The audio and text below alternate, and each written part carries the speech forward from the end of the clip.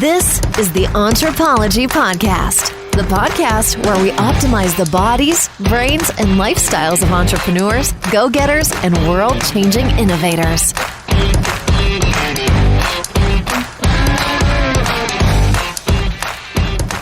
We all have them. These ways of thinking that are just so entrenched and ingrained in who we are as a society, who we are as a family, who we are as an individual. And what we're doing today is we are breaking them down. We are calling them out, and we are holding ourselves accountable to reaching a higher level. Welcome to the Entrepology Podcast. I'm your host, Dr. Megan Walker. As a naturopathic doctor and anthropologist, I optimize the health and performance of badass women working to change the world as entrepreneurs and go-getters. You know, people exactly like you. Your business, body balance, and inner badass. These are the themes we are exploring. So I've been doing a ton of self-work in 2020, as has, the entire world, because there's nothing like having a little bit of pressure placed upon us to really force us to examine and look at the things that are holding us back and making us unhappy and draining our energy and not nourishing our soul. And in doing so, it's allowed me to have some incredible conversations with other women, other female leaders, and really get in touch with some of the ideas and things that are holding us back. I recently sat down and started to inventory some of the ideas that have emerged from these conversations with other women, and frankly have emerged from my own soul searching. And what I realized and I was able to pull together were 5 limiting beliefs that I truly believe are pervasive within our way of thinking, but I think are holding us back from our potential for impact. I really believe that 2020 can be a year that is a gift to all of us, but it requires that we lean into it. It requires that we don't deny and suppress and ignore the lessons that have been handed to us, frankly, on a silver platter. So I'm going to do this. I'm going to unpack 5 limiting beliefs that I have had to address in my own life, but I hear over and over again in the lives of impactful women. So here we go. Number 1. Helping people means not earning what you are worth. There's one sentence I hear over and over again, and I spoke about this recently in our Raise Your Rates challenge, but I was literally on the phone with this incredible individual, so talented at the work that she does. I had 2 conversations of this nature in 1 week. But she was in the midst of bankruptcy proceedings. She was liquidating her life to cover her debt. And she said to me, Megan, the challenge and the heartache that I'm experiencing in all of this is that I just want to help people. This idea that just helping people has to come at the expense of your entire life and your whole future and the possibility of intergenerational wealth is something that saddens me to the core. The limiting belief that so many of us hold on to is that we can't help people while also earning an income. My challenge to everyone, including myself, because I know that there are times where I feel this way, where I want to default just to helping people, is that it's on us to innovate our offer, not cheapen our pricing. When we cheapen our pricing across the board, when we cheapen the pricing at the expense of our costs, we render our giving unsustainable. We make that giving only accessible to those people who are in the most privileged positions. When we are forced by constraints to innovate how we offer, we come up with offers that are able to actually impact and reach more people. It is not, there are few vocations in this world, perhaps being a monk, perhaps entering the seminary and working in the church, perhaps being supported by an entirely different avenue, that really open us up to the possibility of helping people without any regard for the cost and overhead. Even the most incredible charities have a fiduciary duty to their board and to the people that they help to create a system and structure that renders them sustainable. This idea of I just want to help people needs to be accompanied with, well, how are we going to render this not only sustainable, but impact worthy? How can we increase and add elements of profitability so that we can reach even more people? I just want to help people. We need to eliminate the just And we need to understand that helping people is brilliantly tied to our capacity to drive sustainability. Richard Branson said it best, that if you want to make $1 million, you need to help 1 million people. That needs to be the new standard. That needs to be the new, I just want to help people. But for all of you out there who really have this vision for impact, who really have this vision for wanting to assist others, I applaud you. I share it. But we need to do it not at our own expense. We need to do it while building in an element of profitability and sustainability so that our work has a future, so that our work can be picked up by others, so that our work and the benefits that we feel in our soul as a result of being able to help people is an opportunity that's accessible to others as well. Limiting belief number 2, confidence takes time. Confidence doesn't take time. Confidence takes courage. I know so many people, and myself included, for the longest time, I was like, once I'm really confident in what I'm doing, I'm going to go for this. I had this thing in my head forever. I feel like I wasted so much potential in my 30s because I was like, when I turn 40, it's like confidence is handed to you on a silver platter. But here's what I've come to realize is that confidence is accessible to any of us at any time. It doesn't arrive. It isn't sent to us. We can't order it. We can't buy it. It doesn't come when you turn 40 or 50 or 60. It doesn't come when you sell your first company. It doesn't come when you give birth. Confidence comes when we do one thing. We make a commitment to being courageous. We make a commitment to stepping into the ring. We make a commitment to becoming good at something, to trying something, to do something over and over again until we acquire what is a feature and symptom of confidence that comes before full-blown confidence, and that's competence. Competence is not something that you can purchase, just like the lag indicator confidence. Competence comes from doing something, from falling down and getting back up, from innovating, from learning, from addressing those failures, from not being concerned about what other people think. Confidence is a lag indicator. It is the reward. And when you get the reward of confidence, it doesn't come with fanfare. It doesn't arrive in a big check at the front door with balloons and TV cameras. Confidence comes in a small envelope in the mail, and you rip it open and you stash it away. Because what you realize is it was never confidence that you were chasing. Confidence is just acquired quietly, the way a headache slips away when you finally take an Advil. That's how confidence arrives. But it comes from making the commitment to being courageous, to being brave, to stepping into the ring. We need to let go of this limiting belief that confidence takes time, and we need to go after it. We need to trust that it will arrive when we have the courage to step forward in the direction of where we want to have impact, of where we want to leave our mark. I promise you, all of you will have access to this confidence piece, but we need to align our actions in the right way. Limiting belief number 3. Oh gosh, did I ever hang on to this one for a while? Boundaries make you a bitch.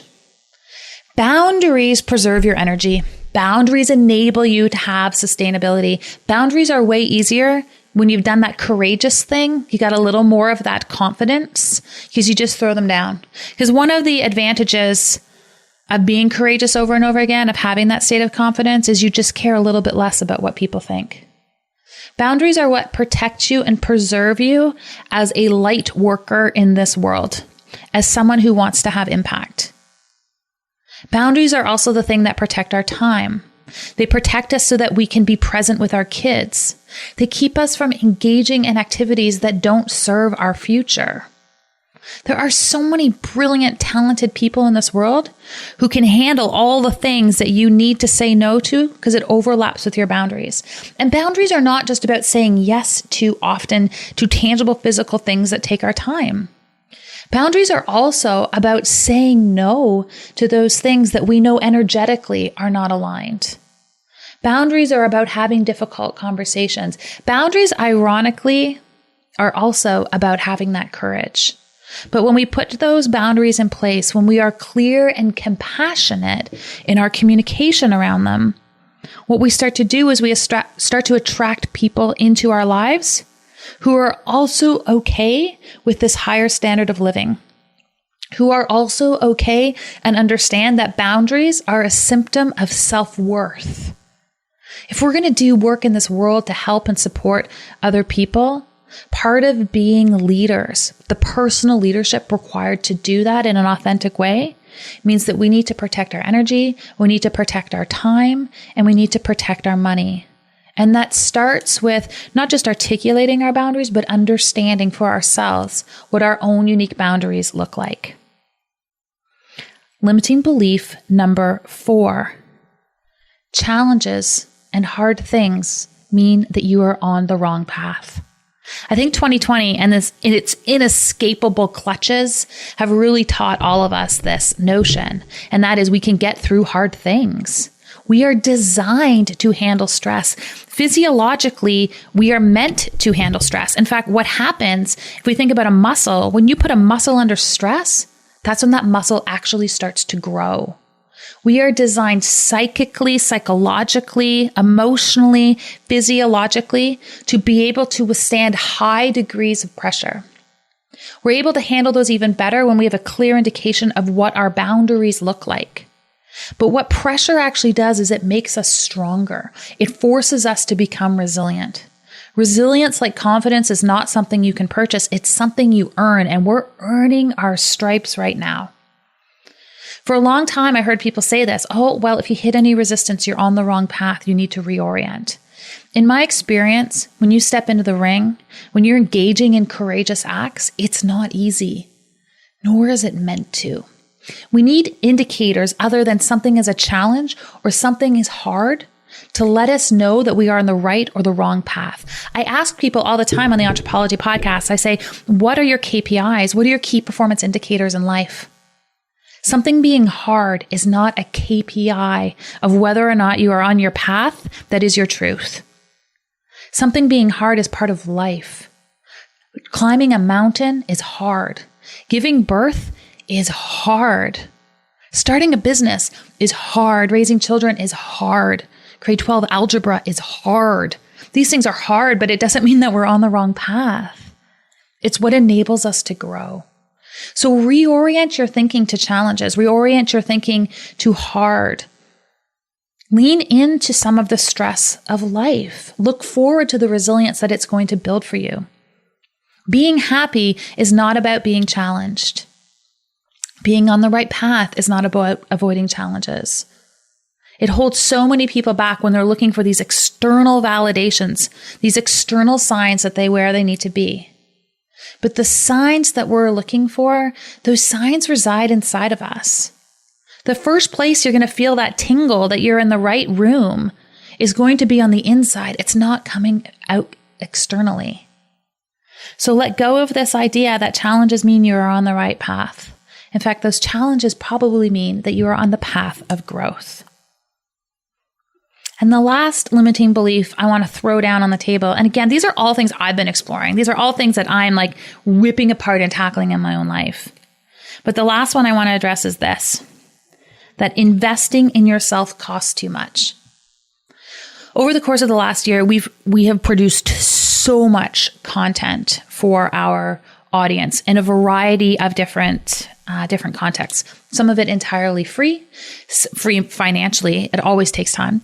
Some of it was paid, but my lens in which we create this content is always centered around having a very clear understanding of how this is going to provide a return on investment for those people who engage in what it is that we produce.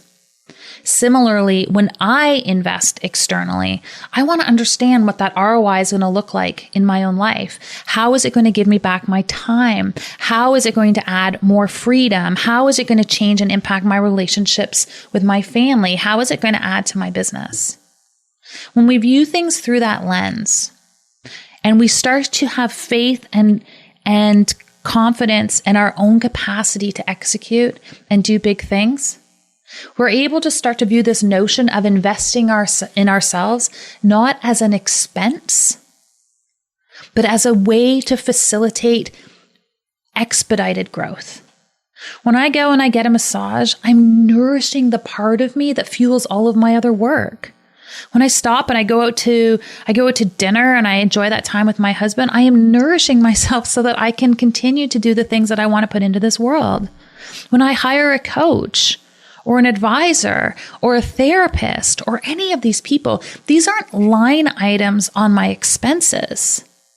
They're all there intentionally to fuel my impact.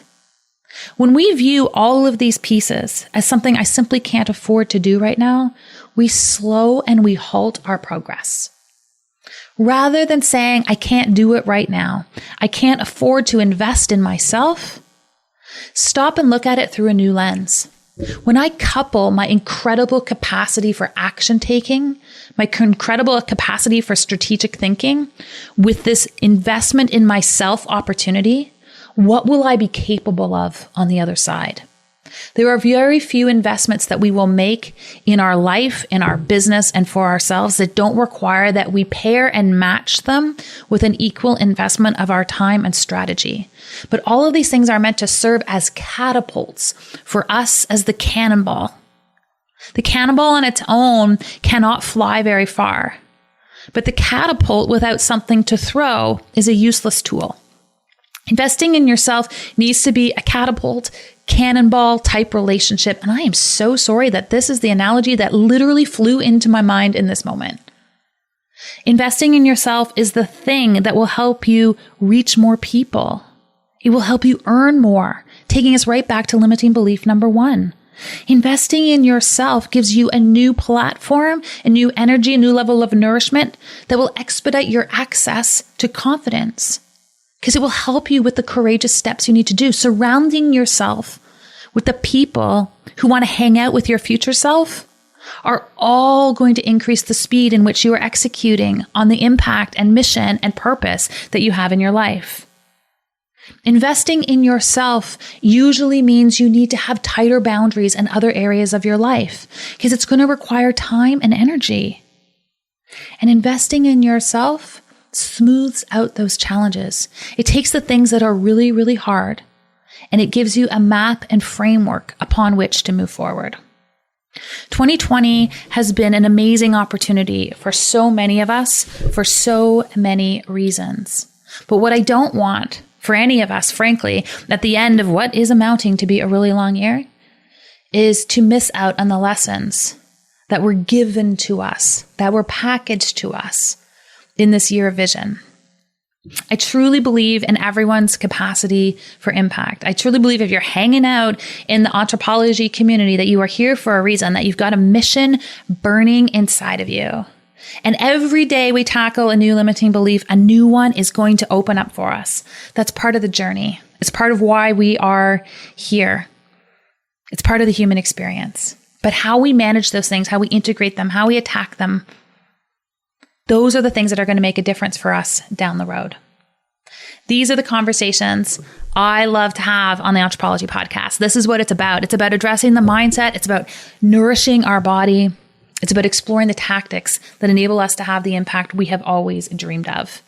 If you want to have more of these conversations, if you want to talk more about how we can amplify our impact in the world, then I'm going to invite you to come and hang out with us over in the Entrepology Collective. It's our free Facebook group. And what we do is we gather women exactly like you, badass women who are on a mission to make the world a better place. So come and find us, hang out with us in the Entrepology Collective on Facebook. We will be back here next week. We're going to be exploring some business topics. We're going to be talking a little bit about money and investment and all these things in ourselves. We will drop again next Tuesday morning. I'm Dr. Megan Walker. Thanks so much for hanging out with me today.